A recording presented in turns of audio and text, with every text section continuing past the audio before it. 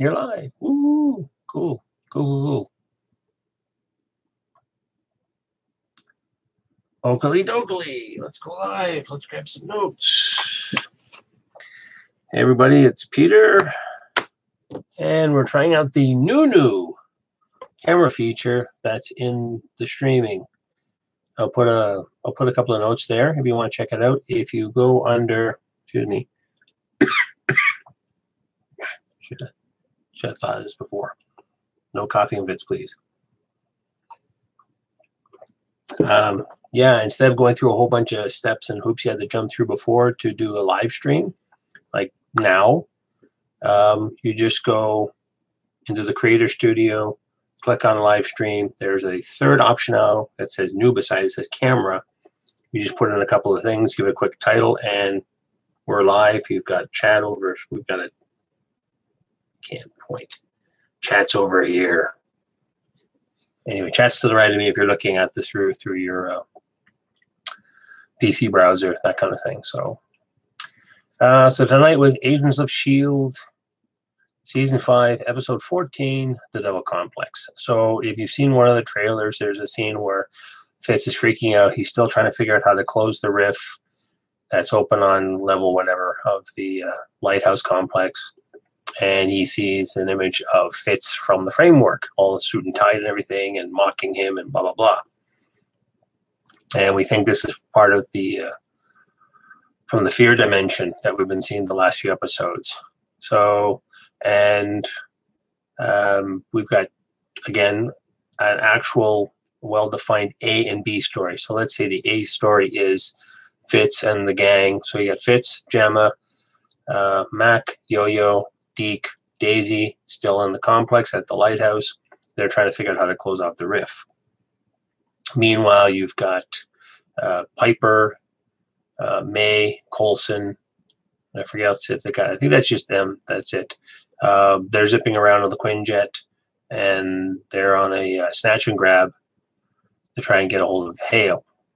And you find out the whole thing about that is Hale's not as dumb as they think she is, and there's other plans going on. So that's the two main stories going on.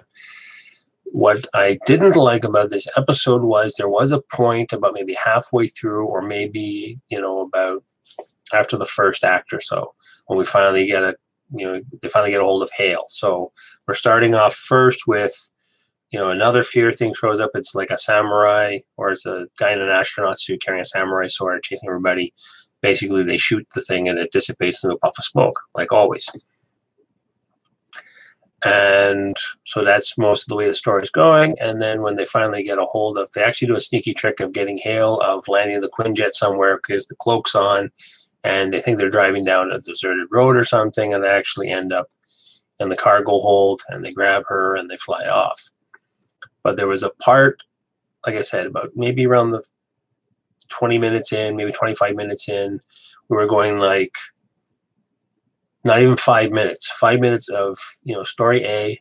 Oh, then we're going to switch to story B. What's going over in here? And it felt like going over here, going over. It's like this, and then that, and then this, and then that. It's like, make up your mind. Usually, I've seen most when you got the two storylines going, you'll go maybe half of the act. Let's do like 10 plus minutes. What's going on over here?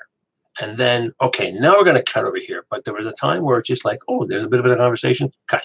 Bit of a conversation, cut.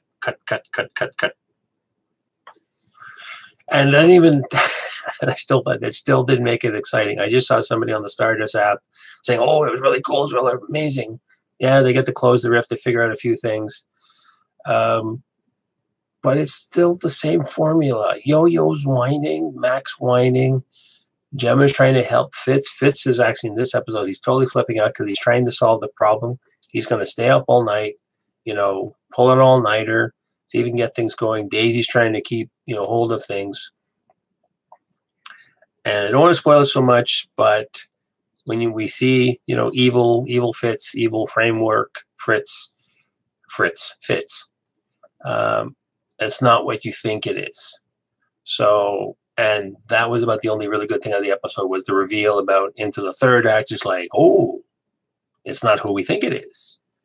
And And then the story going back and forth with Hale and Coulson. Hale's trying to say, well, we're trying to do a good thing. And then you've got everybody showing up. And then, haven't seen him since last season, I believe. Yeah, we haven't seen him since last season. The guy who plays Anton Ivanov. When I looked at the name too, Russian enough. And actually there was a Russian joke about, we don't trust the Russians again anymore. I guess, again, leading to what's going on with the voting debacle in the States and Trump and the Russians. So there was a bit of a joke to that. So he's back. And I totally forgot to, he's also, Ada made him into a LMD, and his brain is actually sitting somewhere. So he's actually a unique LMD that actually it is not a replica per se, but that Ivanov can control his LMD because his brain is actually connected from a secret location somewhere. So Hale actually has the brain stored somewhere. So it's sort of like when we had May was a duplicate LMD. That's what LMDs were, live model decoys. They were just actually, duplicates of the person they were duplicating. And, let loose and doing their thing, being the decoy. But I think in Ivanov's case, you may have to double check that or look it up for me if you find anything different. And don't forget, comment down below. So I think he actually is in control of the LMD himself. So it's not a duplicate of him. It's actually him just mentally controlled. Anyway, we're getting too much into that. So he shows up. And Phil's trying to, when they finally get together with everybody, like Phil's trying to say, Hale's fooling you guys. Krell shows up and everybody else is there. It's part of the gang. It's like, yeah, she's trying to fool her. And actually Hale says, no, I have a plan. I have something else going on. But Coulson, you have to come with me. And like May's like, no, this is another trap. Don't go with this trap. And then I think, Coulson finally does say, okay, you know what? Let's find out what's going on. What's the worst that can happen? And we actually do see they do show a spoiler trailer at the end of the episode about what's going to happen next week. So it's like, and even the tag at the end of the episode too was kind of interesting where, Hale is up to something. And, there's again a hint back to something previously. That we haven't seen since probably, I guess, season 3. Maybe a bit of season 4. So again, we're hinting back to things, which is kind of nice. Again, they're trying to keep the continuity going.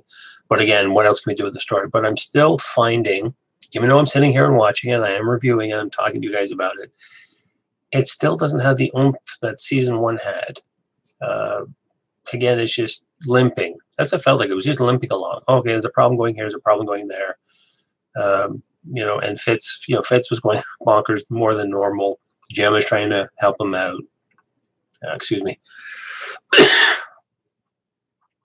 And, go from there. But we've got 8 more episodes to the end of the season. I don't know if they're going to be able to keep going or not with this at all. Like I say, just because the way it's going, I'm not really, like I said, I'm watching enough because there's nothing else to watch on a Friday night and there's no other shows. Star Trek's gone, Orville's gone, or we got to wait for Orville. These guys that show up in the fall. No good movies out right now until, Ready Player One's going to be coming out. Tomb Raider's out, but I'm hearing mixed reviews. So, TV show-wise, not much. But everybody's hitting the same trope. Yo-Yo's whining, like I said before, Max whining, and then this happening. So, like I said, there was a cool reveal about what's going on with Leopold Fitz, or if you want to call him, Framework Fitz. That was kind of, okay, I can see that. And, what's going on? Everything, what's going on? That's what I keep saying, what's going on here? And I'll spoil a little bit. Daisy does get her powers back, which is part of the process. And because she needs to save the day. And so things do get sorted. I'll say this much. The rift does get repaired, but to find out how the rift gets repaired, watch the episode. But I don't know where else they're going to go with all this because, we've done the Hydra thing. We've done Shield's been disbanded. We had, I think it was season 2 or season 3 where we had the extra helicarrier. And then there was the Hydra infiltration back in the day. So now I have Ghost Rider last year. I don't know where else this show can go. Now we're in outer space, so we've exhausted like absolutely everything. So I don't know where else we're going to go with this. But again, this falls in the category of my, not bad, not great. It was more meh than even not bad. Everybody's just doing their parts and just trying to push this show along and keep it afloat. That's what it really feels like. I mean, if you've watched it, if you feel totally different than that, or you thought it was like, cool, great, or wonderful, or awesome sauce, again, leave your comments down below. Tell me what you thought about this episode. And as always, don't forget, hit subscribe, hit the notifications so I do post on a weekly basis. And as always, we will see you in the next one.